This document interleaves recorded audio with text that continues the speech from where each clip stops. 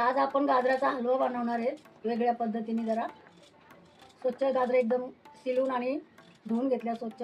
त्याला असं कापून आपण पुढची रेसिपी करूया. आता कुकरमध्ये शिजायला लावूया. आपण याच्यात आता दूध सोडूया शिजायसाठी.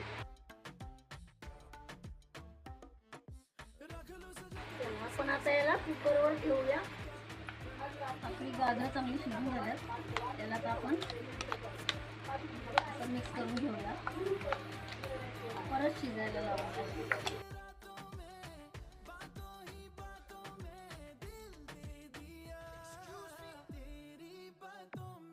आपण इलायची पावडर टाकली आहे.